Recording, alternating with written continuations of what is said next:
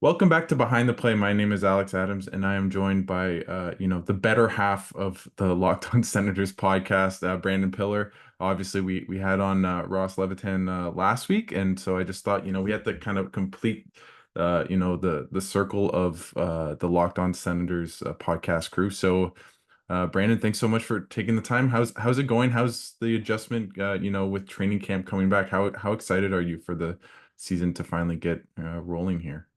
Well, thanks for having me on, Alex. Always enjoy joining you here. And Ross and I have not collaborated our stories and answers here, so we'll see how different things are between us. But yeah, it's nice, Alex. For the last couple of weeks, Ross and I have been really parading. The rookie tournament is around the corner. Sens hockey is back.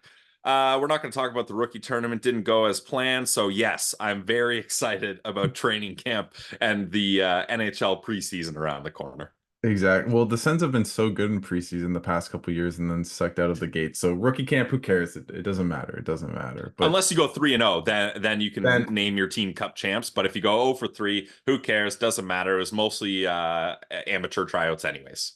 it's all about the little victories in life. Yeah. I guess, heading into training camp this week, here in Ottawa, just what are your, the storylines or things that you're looking out for heading into the first week of camp? Any battles, anything that kind of springs to mind for you, Brandon? Well, I think the top thing is you look at the new coach, Travis Green. I think the one thing that every single person in the hockey world knows and talks about him is his training camps. There's the famous pictures of, I believe it was Ole Ulevy with the Vancouver Canucks, where he's passed out on the ice Yeah. during the bag skates. Oliver Ekman Larson puking his guts out and can't keep up with the rest of the squad. Those went very viral in Vancouver. So that's kind of the trademark Travis Green training camp. So the Ottawa Senators players talked a big game about wanting to be accountable and having a different approach to the season. I think they're going to get it right off the hop in training camp. So we'll see how that goes. But as far as the players go, still a little bit of mystery when it comes to Josh Norris, which makes every Sens fan nervous. I'm going to be, Alex, you know me as positive Pillsy, so I'm going to be No. positive, optimistic about it. I don't think it's going to be a big issue. I think he's going to be fine. Thomas Chabot, there's a little bit of question marks there too, but I don't think that's a big deal either. I think the big question marks as far as battles go are going to be, where does Nick Jensen start off in training camp? I think most people have him paired with Thomas Chabot. Everybody loves the Sanderson Zub pair, so I personally don't think you should break that up. Let's see if Chabot and Jensen works. Have them kind of as your second pair. So that's a big one. And then we're looking at, well, I'll stick with the defense. That bottom pair, it Ah, seems like it's going to be Tyler Klevin. They haven't really gone looking to replace or add someone else that can take that spot. So it seems like his job's locked in. But who's going to be his partner? Because really, you're looking at JBD, who had a nice year last year, especially he learned how to make himself a little bit more useful in an NHL lineup by blocking shots. He was blocking a lot of shots. So it could be Tyler Clevin and JBD, but that is a young D pair. You'd like very. to get some veteran help there. But maybe Sens fans aren't looking at Travis Hamonic as the veteran solution to that problem either. Excuse me, a Clevin Hamonic bottom pair may not be what people want. And then you start looking at options like maybe Matim Palo. He had a cup of coffee in the NHL. He was brought back as well. So there's a couple different options for that bottom pair, which I think is going to be interesting. And then finally, I think the only other battle and training camp question really will go to the fourth line. The Senators have added a bunch of players that could fit that role. You're looking at Noah Gregor, Nick Cousins. They already had Zach McEwen. And can some new guys from Belleville jump up? Stephen Halliday, Angus Crookshank. They brought back Adam Gaudette, who lit it up in the AHL last season, goal scoring wise. So maybe they try to add him to a fourth line so that it's not just grit and toughness there. You get a bit of goal scoring as well. So, Alex, I think those are the three ones to kind of summarize. Where's Nick Jensen going to play? What's the bottom pair going to look like? And what is the fourth line going to look like? I guess for you, Pilsy, the past two summers before this summer was the summer of Pierre, and there was all this change and excitement. And this year it feels much more tempered down, where Fans have become cautiously optimistic, maybe not as positive as you, but for me, the if you look on paper on at this team, one might surmise that they are a better team might than previous years. There's definitely not as much the glitz and glamour of previous iterations of this team, but how do you feel about this team heading into training camp and heading into the season as to, the P word, I guess, playoffs is always there, but just does this team with Steve Staios, does it fit a bit better than maybe it did in prior years? Because that's really how I feel about this team. Yeah, I think that's a fair comparison. Like Pierre Dorion was great at making big splashes, bringing in big players, but in hindsight, you're always thinking, scratching your head, like, well, wait, what was the plan for this guy? Like, what? Like, sure, Alex DeBrincat, uh, high profile goal scorer in his prime, everyone wants that on his team, but how are you going to fit him in the salary cap? Does he want to be here? Where who's he going to play with? All these things. So that didn't make a lot of sense. And then Chikrin, you're like, oh, nice. The Sens decor needs help. They're bringing in this two-way guy that's supposed to be able to play both sides. Well, that didn't really work out either. Whereas the big splash this offseason will work out in Linus Ullmark. That there's no questions about, is he going to be the starter, backup? Are they going to be a tandem? No, it's very clear he's the guy. Forsberg's going to back up. So from that aspect, I love the splash Steos made. And then you look at the other pieces he brought in Perron, Amadio, Gregor, Cousins, Jensen. These guys aren't Wow. awesome splashes. Yeah, nobody was like, "Oh my God, I can't believe the Sens got Michael Amadio. What a game changer." But that's fine because they didn't need game changers.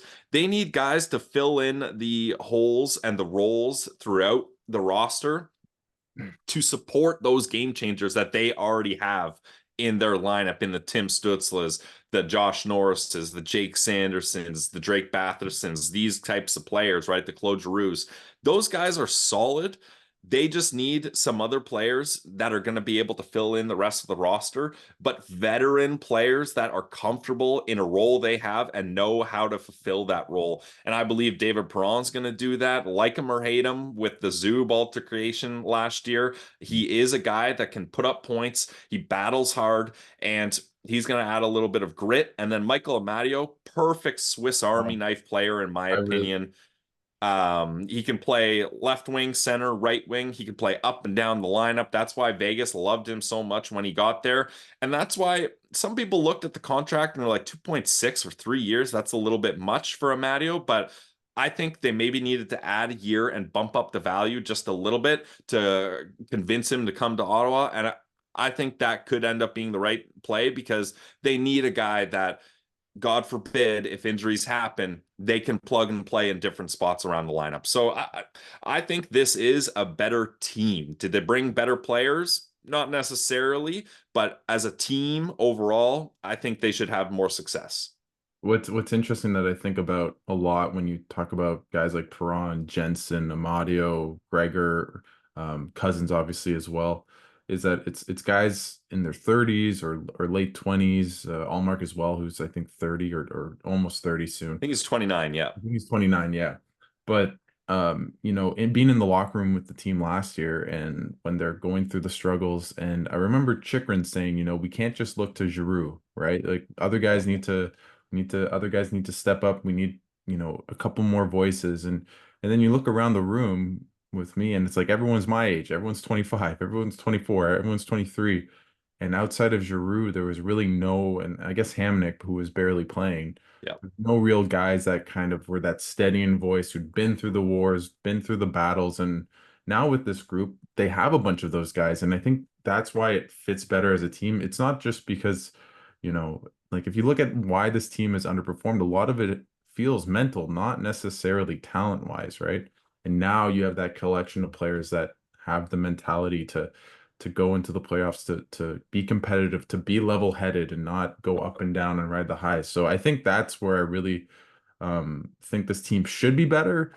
We might talk about the Atlantic Division and how hard it is to make it into the playoffs, but I think overall this team does make much more sense than in years prior.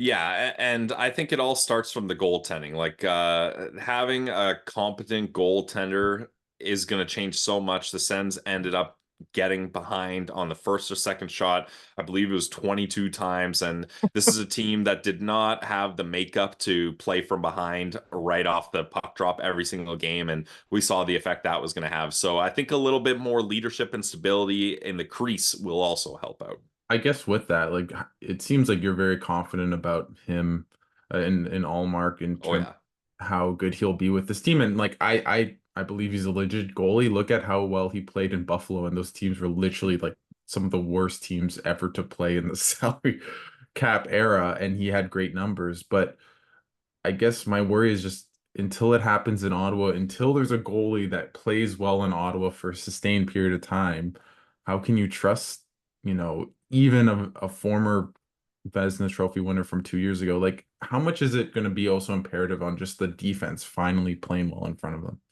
Yeah, I think that's definitely a thing, right? Like you can't, a lot of the blame goes to the goaltending last year, but then when you zoom out and Sens fans who have watched a lot of the games, you're like, well, yeah, the goaltending was downright terrible, but it's not like the defense helped them out. And Jacob Chikrin was not the defensive player we thought we were getting when he was acquired. And it just I think Nick Jensen is going to provide a little bit more stability on the back end. And with the new coaching staff, hopefully you see an emphasis on how they play defense in front of Ullmark.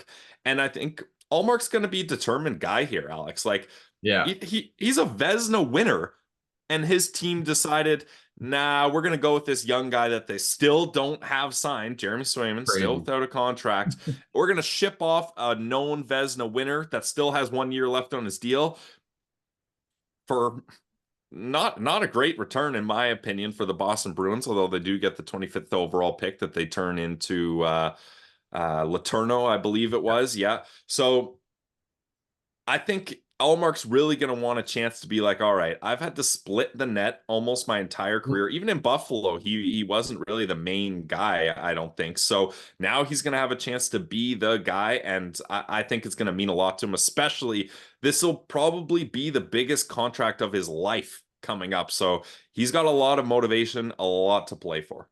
What's interesting is you're literally saying exactly what he said to us media a couple weeks ago at one of the events where he said, I haven't had the opportunity to be the number one goalie Yep. wherever I've been. And I just to have that is an honor, but also something that I'm really excited for. And I think he will thrive on that. It's interesting because I remember I asked him about never playing over 50 games. I think the most he ever played was 48 the year or It's something under along that. 50 for sure. Yeah, Yeah. when he won the Vezina, I think 2 years ago, and he kind of said, it's just a challenge, and I'm excited, and so it will be interesting to see how he does with the workload. How can he manage it? Because we haven't seen that before. But I am optimistic about Forsberg as well as a backup. But overall, like for me, if he plays well and if the team plays relatively well in front of him, and he has like I don't know a 917, 916 save percentage like he did in Boston the past couple of years. And well, it was I think 938 the year he won the Vezina, but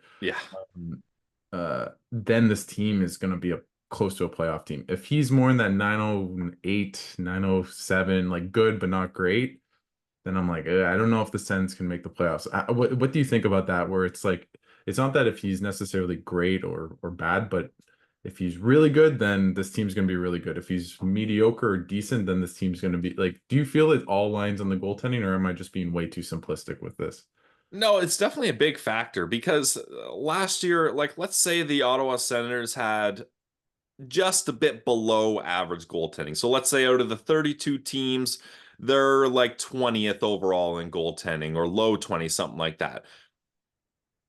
That's not that bad, but they were literally the worst Oh, goaltending team in the league. 32 out of 32 easily, no questions asked.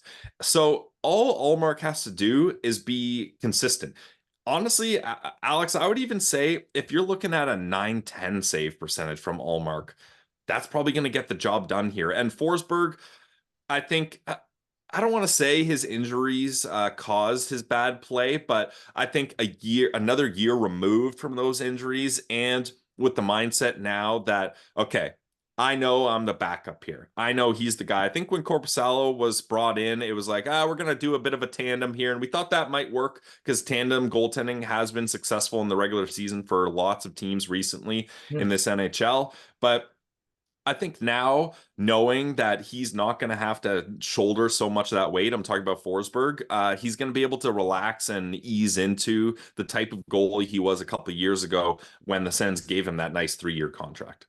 I think with that, the other question is, I look to the forwards, especially the younger guys like Timmy, Brady, Drake, Josh Norris to maybe a lesser extent, but just their own play in their own zone that Mhm. really hasn't taken that next step to be good to, even competent at some points. And I wonder how important just the coaching will be in that, but also maybe it's kind of put up or shut up time with this team as to playing good defensive hockey in front of their goaltenders. Because as you said, the goaltending was really bad last year, but at stretches, it was just awful in front, especially to begin the Yep. season where it was just, pylons and guys, grade A scoring chances left, right, and center. And at a certain point, the goaltenders are going to get down on themselves, and then there's a little, there's a whiff one, and I think what Ross mentioned was the Chris Kreider goal. I think against the Rangers scored. I think it was shorthanded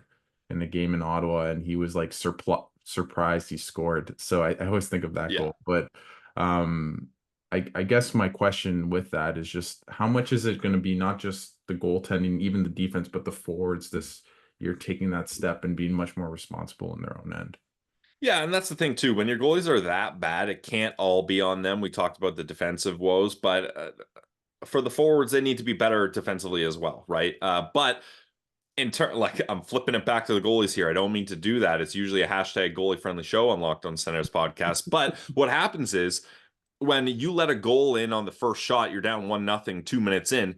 Now your team is like, oh crap, we got to cheat on offense to at least tie this and then to get ahead 2-1 before they score another goal. Let's cheat on offense a little bit and try to get back quickly here. And then that's when you run into defensive problems too. So I think having more stable goaltending is going to allow the Senators to feel more comfortable in playing a more defensive game and not that they are in such a rush and need to get goals back quickly, which can create turnovers, forcing passes, not playing responsible hockey because you're trying so hard just to score. And then it ends up back in your own net and they're in trouble. So I do think not letting that first goal is going to allow the Sens to settle into a more defensive game and bringing in veterans like Perron, like Gregor, like Amadio, these types of guys. They know how you have to be responsible on defense. And when you do that, you get rewarded with more opportunities with the puck and you get rewarded with offense later on. So I do think the mindset and the way this team's going to play overall defensively is going to improve. Did you see Travis Green's nice starts in Vancouver and you're like, okay, this is the savior. We just need a good first 20 games and then this team will be okay. Like how imperative. I know I feel like I'm a broken record because it is a broken record, but just a decent start. I know Ross was talking about kind of splitting the first, I think 28 games into best of sevens. Yep. Um, Yeah. do you like is it they have to have an amazing start? Does it need to be just in a playoff race? Like what is like an acceptable start for this team in like the first 20 28 games? I think the main thing is it's hard to really put a label on it because then if you don't reach that label or that goal, like is the season just over, which unfortunately has been the way it seemed for the Sens.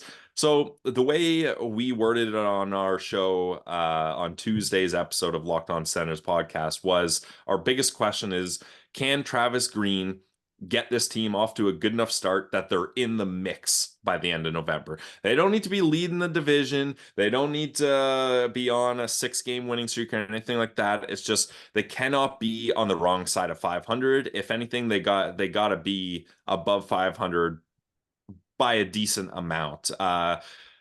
Because the issue is you get off to that bad start and guys their heads not into it, they lose sight of the long-term goals because there's like, well, we're so many games back, what does it matter, these 3 games we've got on a western road trip, they're not going to affect us. it's not a big deal, whatever. And you start getting down in the dumps, and you're not able to kind of take it one game at a time because you just feel so out of it. And Sens fans get that. A lot of Sens fans, I feel Uh, like by Christmas they've checked out and they're like, well, can't wait for the draft, which is not where we want this team to be anymore. So I think the hot start is important. It's kind of hard to look at Travis Green's starts with the Vancouver Canucks and compare them to how that's going to go with this team. It's just so it's many years very ago and so sure. different. But I think having a good training camp is a big part of starting off well. You don't want to start where you feel like you're playing catch up on a lot of teams. So Travis Green's famous training camps, I hope those really put this team in a position where they're going to start the year off hot. And Brady Tkachuk still waiting. He's on baby watch. Get the captain to training camp hopefully as soon as possible. Get that new dad strength in effect, and he can help this team have a hot start too. I guess with that, like going to the forward group a little bit, because we've analyzed a little bit of the defense, but is it also, they have those peripheral players and Amadio and Perron, but is it also time for maybe Tim Stützle to maybe have maybe his second breakout season, but really go to from a a star in this league maybe to a superstar and come close to that 100-point threshold? I think for certain he's going to have a better year than last year. We learned at the end of the season he disclosed that he had a wrist injury fairly early on in the season. And in hindsight, that just makes so much sense. I mean, Tim Stützle only scoring one goal on the power play is probably even crazier than the goaltending stats or any other stat you want to pull out from the Sens season. One goal for your top talented, most skilled, I should say, forward on the power play is just not acceptable. You're not going to win like that. So him being able to have a healthy wrist, be confident in shooting the puck more, I think it's going to open up a lot of doors because now obviously he's going to score more goals. Goals are important in hockey, not advanced analytics there. But if he shows teams that, okay, you got to watch out for me as a scoring threat, they're not going to be able to cheat on the pass as much because it was downright ridiculous how Tim Stützle would do anything to not shoot the puck. He was passing it back and forth too many times. Even we referenced Claude Giroux the one time was just like, Timmy, just shoot that. Do not pass that back to me. You got to shoot that there. And when you've got a weak wrist, you're probably not confident in your shot power. So that's why you're feeding it back more than you have to. So if he's able to shoot more, teams aren't going to cheat on the pass more. And that's going to open up passing lanes for him as well. So I think overall it's going to improve this team's offensive abilities. And I don't think it's crazy to say he can get back to 90 points or even surpass it. 100 points, I don't know if I'm at that level yet with Tim Stützle, but the 90-point mark I think is a great, appropriate benchmark to try to be hitting for him. Yeah, and you're talking about the wrist injury, like in the locker room, you could see it for all season, just all bandaged up, and Yep. at the same time, you talk about the power play, and they had what was it, fifth or sixth best power play in the league 2 years ago. It was in the top 10. I don't have it off the top of my head, and he was at at the head of the Yep. snake or whatever, however you describe it, and then last year, he wasn't shooting, and then it kind of, as you said, closes all the gaps, all the other opportunities for other players to kind of do their thing. So I think for me, it's the way for this team to become a playoff team is Ullmark, as you said, is just so much better, even just by inertia, just being there and like a stable, capable goaltender. Tim Stützle goes back to a 90-point guy. Jake Sanderson might take another step. You have peripheral players that are, much more effective. How many times the past couple of years, it's like, do they get anything from their third line, right? Or their fourth line? And it seems as though this year they should have at least a little bit of pop in those areas.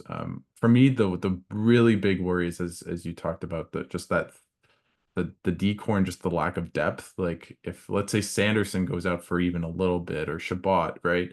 It's like who replaces those guys, especially on the left side, right? They have Clevin, but they don't really have a lot of lefties coming up in the system. And that's my really worry is just this team has been plagued by injuries. Thomas Shabbat has recently as well, obviously last year missing, almost half the season with injuries. So that's really where my worries lie heading into camp is just what happens there on the D line, D core. Yeah, well, and that's why I was always a big fan of Eric Brandstrom. I know he's very divisive among Sens fans, but he was that Swiss Army knife on defense. He could play both left and right side. He mentioned he likes playing the right side. Now, do you want Eric Brandstrom in your top four for an extended period of time? No, but he can play there. And if you looked at his analytics, when he was playing up with some of those other players, they were almost always favorable. So losing Eric Brandstrom, I think if they run into injury problems with Thomas Chabot at the end of the year, which they seemingly do every year, unfortunately, that could be a player that you're like, man, I wish we had a type of guy that could do that, but he's gone. He's in Colorado, so we can't really focus on that. So that is going to be interesting, but that's when you're going to want a superstar player like Linus Ullmark to be able to be like, okay, I get it. The defense, we're down a couple guys. It's not going to be as sharp as before. I'm going to be the guy that steps up and elevates my game so that this doesn't turn into a disaster. And when you have a confident goalie like that, it can erase so many issues, even if there's glaring injury problems in a team. For sure. With that, Steos and Allmark have kind of been coy about extension talks. Like, w how do you feel about that? Like, does it feel like they're just gonna see if the marriage works a couple months in and then sign a contract? Do you think, are you optimistic or positive about contract talks? Like, what do you feel about the potential of a long-term fit between the Senators and Allmark? Sens fans are very used to star players coming over, and the first thing they go is, how many years does he have left on his deal? When's he going to leave us? We have abandonment issues, and there's a history for those problems and those traumas, Alex. So Yep. it is justified. However, I don't have that feeling with Allmark. Like it just, I don't know. He just seems like such a great guy. I think he's going to fit into this locker room. Like you mentioned, for a guy that's won a Vezina that isn't even considered the best goalie on his team, that's got to put a chip on his shoulder. That's not an issue anymore. This is arguably going to be the biggest contract of his life. And where I get extra comfort is I think Ottawa is a place where it's gonna really be attractive to guys that are have young families. Mhm. If you're looking for, you want to live in the big city and you want the nightlife and you want fame and glitz and glamour, go to LA, go to New York, go somewhere else. Ottawa's not going to be your spot, and that's okay.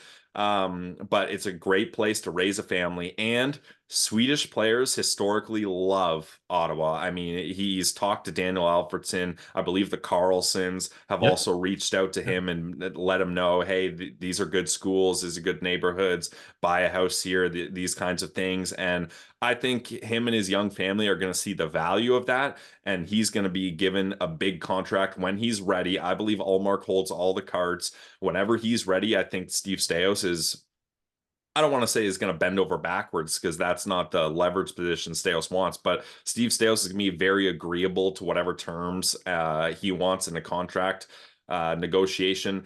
I'm not worried that they don't have anything done and that it doesn't seem like they're that important or it's not a top priority to start those negotiations.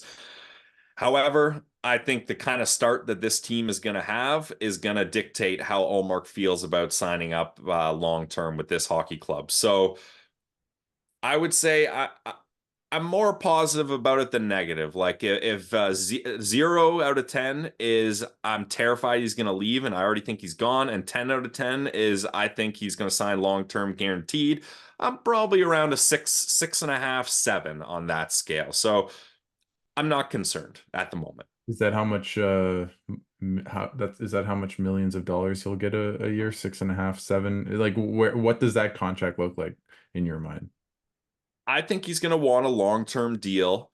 I'm going to say 5, 6 or 7 years, and I think it's going to be north of 6.5, between 6.5 and 8 million. I think is probably somewhere that's appropriate, but who knows? Like there's rumors that Swayman is asking for huge Yeah. dollar amounts, and if the cap keeps going up, a star goalie is gonna want to get paid. Goalies are getting paid a lot more these days than they were in the past. But either way, I think if he has the season we think he's gonna have, he's the type of guy that if the Senators need to move some pieces around and ship guys out to create space for him, that's something they're gonna have to explore. For sure. How comfortable do you feel in paying a goalie? Let's say he plays great this year, and hopefully he does, right, for all of Sens fans. But uh, does that make sense to sign someone who just will have just turned 30 to a 5, 6, 7 year contract on big money? And as we mentioned before, like the idea with Corpusalo, although it did not work out to say the least, Yeah. was to have a tandem where you're not as Yep. tied to one goalie at big term and big money.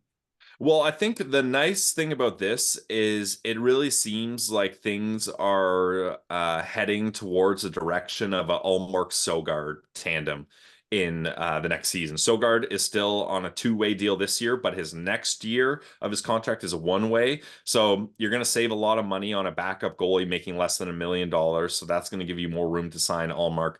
I think a goalie in his late 20s is when you want to lock in long term because you've had enough sample size, you know what they're going to be like, but also they don't have those big miles on them where they're starting to get those hip surgeries that cause so much concern.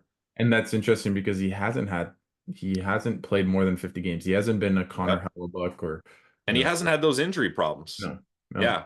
So So like this, if you're going to sign a goalie to a long term, he is the perfect sample of goalie you want to do that. So if they want to sign him long term and he's agreeable to that, get it done. there we go. Get it done. Brandon Pillar. It's happening, guys. It's happening. I hope so. My other question, for this team is just who is the second line and third line center? Because I still don't really, and you can even argue fourth line center too. Like they do have a plethora of centers on this team, but you don't really know with Josh Norris's injury, as you alluded to earlier. Shane Pinto, kind of getting a bridge deal, but he could be slotted into the second line center. Like what Ridley Gregg, I know just being around the team, like he never played wing before until the NHL, and I wouldn't say that he was super happy about it. I don't mean he was, doing anything unprofessional or causing ruckus, but I don't think he was super happy playing on the wing. Just what's your 1 through 4 centers? I guess 2 through 4, because we know Tim Stützle is the number one center on this team. So I've still got Josh Norris as a second line center. I know a lot of Sens fans think about moving him to the wing, or if you don't want to get that drastic about it, move him down to a third line center role. Josh Norris is still a very effective face-off guy. Really good numbers throughout his career. So I want him taking draws, even though it scares me a little with the shoulder injuries, and we've seen him get injured just from taking a draw. But that's where if this team's going to have success, you gotta push for the right pieces to be in the right spots. You can't play safe and have Josh Norris down in your lineup just because you want to protect him. So I want him as a second line center. I don't think Pinto's ready to be that second line center guy, and that's why a bridge deal happened. And I believe that's the right move for both sides, the team and the player. And you mentioned it earlier, is that bottom six has struggled to score. So I want Shane Pinto in a bottom six role with Ridley Gregg on his left and either David Perron or Michael Amadio on his right. Hopefully that line can get clicking a little bit. But for me, at least to start the season, let's set this up. Tim Stützle, Josh Norris, Shane Pinto as the 1, 2, 3 centerman. And how do you feel about the battle on the fourth line? Because as you said earlier, there is a bunch of players that Steve Staios has brought in, and it seems like a pretty open and healthy competition. Which is good. You don't want kind of comfy spots in that fourth line for too long. I like Parker Kelly and I like Mark Kaslik, but for too long it just seemed like they had those spots warmed up, waiting for them. They didn't have to battle too much for them, and we saw how that went. It didn't exactly. They weren't able to provide enough offense and enough physicality that the lack of offense was okay. I think Noah Gregor probably has the inside track for fourth line center, but you got to look at a guy like Jan Yannick, who Steos acquired, trading away Igor Sokolov. That's someone he's familiar with from his time in the OHL. I think he's going to have a chance. He spent a cup of coffee with the Arizona Coyotes in the NHL. Stephen Halliday, even though he barely has any AHL experience, he's a guy that has size but also offensive ability. He could be in the question for that. Um, I think it's probably a big battle between those three. Nick Cousins can play center, but I believe he spent most of his time on the wing in Mhm. Florida, so I don't know if he's a top option for centerman there. But there certainly are different options you can make. Even Adam Gaudette is a guy you could throw in there as well. So I think the fourth line, even though it's like as far as moving the needle goes, wins and losses, it probably doesn't change too much who's playing there. It is a fascinating training camp discussion. For sure. I guess the last one I'll kind of hit on is because I think my favorite player to watch on this team, and Tim Stützle dazzles all the time. I love Drake Batherson. Obviously Brady just, in your face, just scoring from all areas of the ice. But is Jake Sanderson, Yep. and just how amazing a skater he is, how quick he is, how smart. It feels like last year, he had a bit of a bump in his development, but then at the end he really rounded into form. Do you think this season for Sanderson could be that year where he really breaks out, not just from an elite defenseman to one of maybe the 10 or 15 best defensemen in the league? I don't know if I'll go as far as saying 10 or 15 best defensemen, because when you start thinking about guys on those lists, it'd be pretty hard for Jake Sanderson to leapfrog them. But certainly, he is this team's number one center, in my opinion. And I believe a lot of Sens fans agree with that. I think he's going to get the opportunity because in years past, it was kind of like, okay, Shabbat's down. Now we need you to be the number one center. But now I think going in, he is the number one center. I want him to stay with Artem Zub. That's a great shut down pair that can shut down other teams' top offensive lines. While also being able to transition the puck up the ice. Jake Sanderson is an incredible skater and a Oh, very good transition player. Is he going to rack up points in the offensive zone? Maybe not as much as other teams' number one defensemen, but where he lacks in offensive talent, which he improved a lot he last did. year, I would say, he makes up for in just smooth transitional play that's really going to help the players that are elite offensively in Ottawa get the puck and do their thing.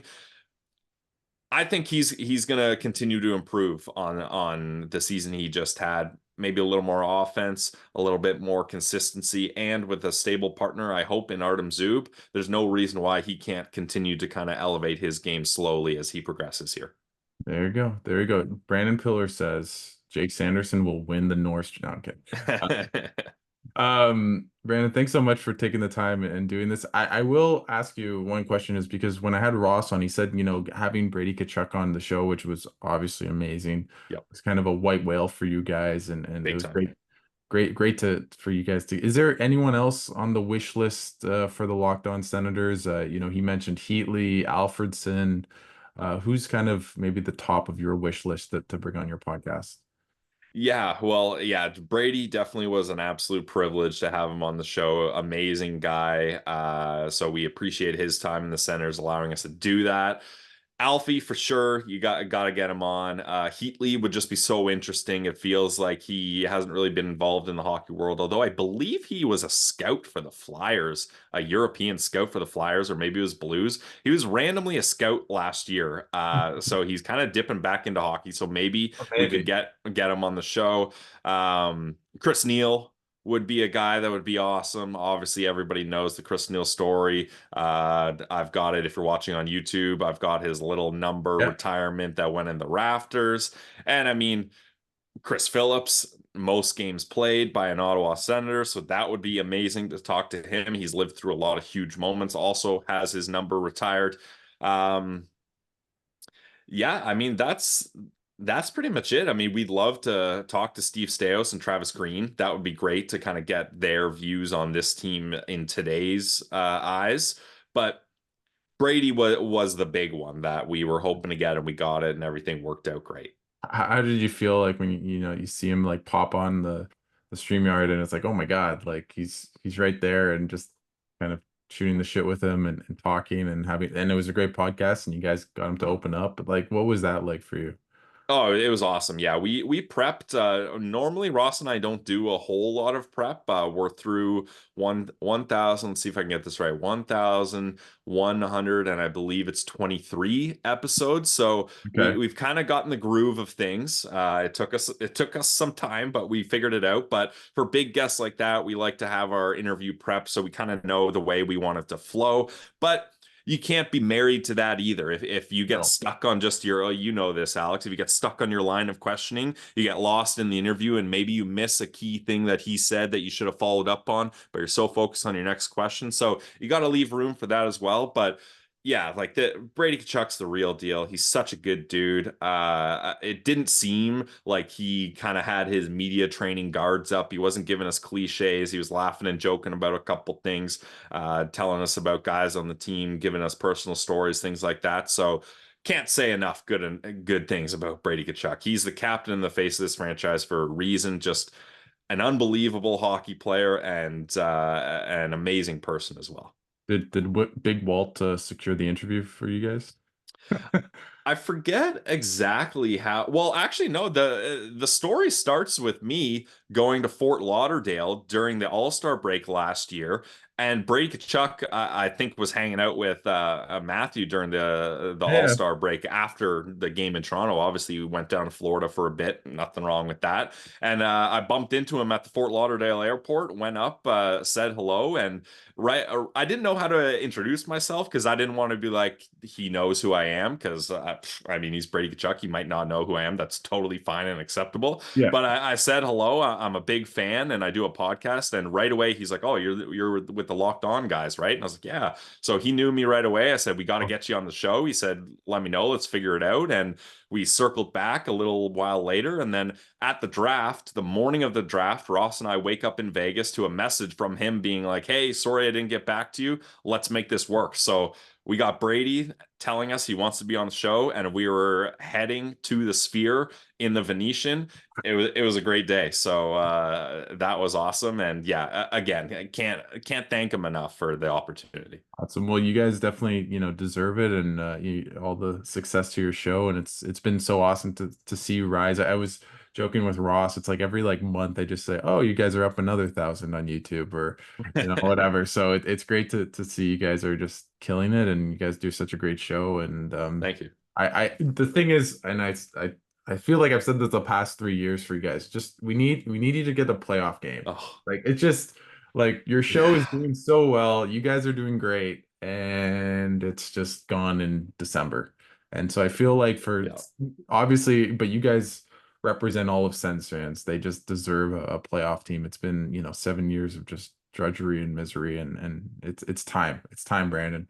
It's time. Yeah, I agree. Covering no playoff games in the 5 years we've done this is tough. So I'm ready for playoffs too, Alex. I don't. I love the draft, and Ross and I have found ways to, You guys have done, yeah. yeah, we still get excited during April to June, but I want it to be excitement about Ottawa Senators hockey. I've never been to an NHL playoff game, let alone an Ottawa Senators playoff game. So I got to check that off the bucket list, hoping that I happens sooner rather than later. I was at the Dion Phaneuf overtime goal against Boston. I saw that Nice. game. I still remember that Oh, game. The Carlson pass to Brassard. yeah, It's somewhere. It's always in the back of my mind. So we need that. We need Tim Stutzle to Brady Kachuk backdoor game yeah, winner against the Leafs. that'd be That's great.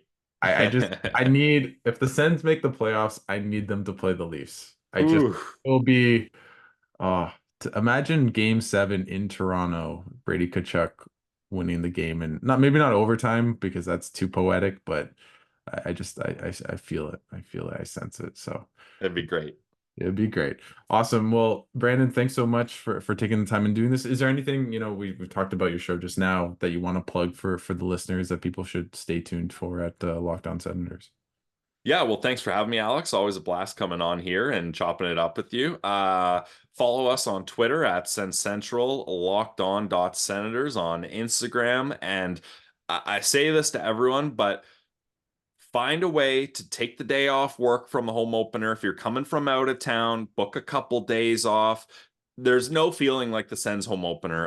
We're going to be at the Glebe Central pub before the game. They got the shuttle going again. The Sens shuttle from the pub to the CTC is awesome. You don't have to worry about driving home, so you can just relax and have a good time. And the vibes are just so high at the home opener.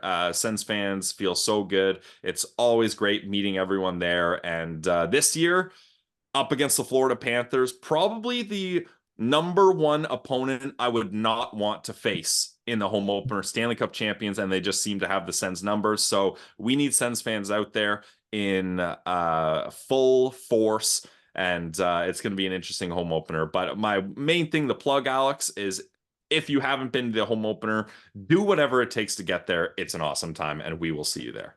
Well, there you go, and thanks so much, Brandon, for taking the time and doing this. And they always win. It seemed like they always win the Hope and opener, Right? and then it just falls to pieces. So hopefully it's the beginning of a five So are game. you saying you want them to lose the home opener? That way it doesn't You fall know to what? pieces like it usually does? Is that what you're If saying, Alex? if it means they'll have a good start to the season just for Sens fans, Wow. I will do that.